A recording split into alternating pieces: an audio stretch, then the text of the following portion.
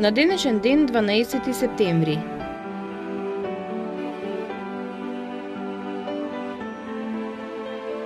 1494 година. Роден е францускиот крал Франсоа I.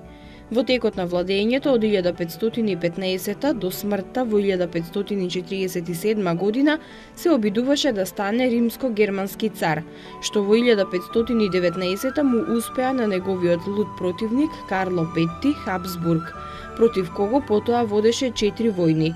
Во 1525 година во битката кај Павие беше заробен, но успеа да се ослободи и во 1536 година воспостави сојуз со Османлинското царство насочен против Хабсбург. Франсоа I има големи заслуги за развој на француската уметност и наука. 1583 година. Роден е италијанскиот оргуљаш и композитор Джироламо Фрескобалди, најголем мајстор на своето време на оргули. Компонираше канцони, фантазии за оргули, мадригали.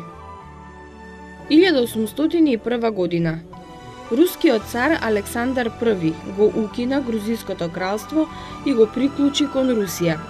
Источното Грузиско кралство, кое беше создадено 4 децении порано, Русија во 1810 година ја анкетираше и Западна Грузија, која дотогаш беше под Отоманската империја.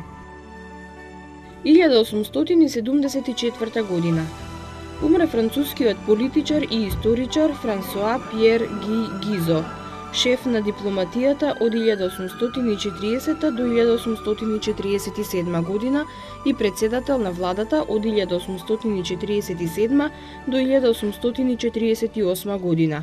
Беше соборен од власт во Француската револуција во 1848 година, заедно со кралот Луи Филип Дела, историјата на англиската револуција, историја на цивилизацијата во Франција. 1888 година. Роден е францускиот пеач и глумец Морис Шавалие, заштитен знак на француската музичка комедија.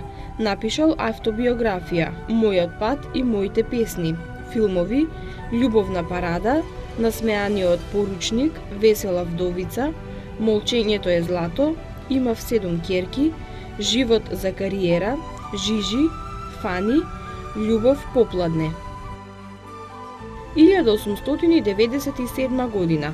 Родена е Ирена Кири, француски нуклеарен физичар и хемичар, ќерка на нобеловците Пиер и Марија Кири, која со сопругот Жан Фредерик Жолио во 1935 година ја подели Нобеловата награда за хемија. 1913 година. Роден е американскиот атлетичар од афроамериканско потекло Джеси Овенс, еден од најголемите спортисти во 20 век, кој освои 4 златни медали на Олимписките игри во Берлин во 1936 година. Се верува дека по неговите победи на 100 и 200 метри, во штафетата 4 по 100 метри и во скок во далечина, нацистичкиот лидер Адолф Хитлер ја напуштил почесната ложа за да го избегне ракувањето со него.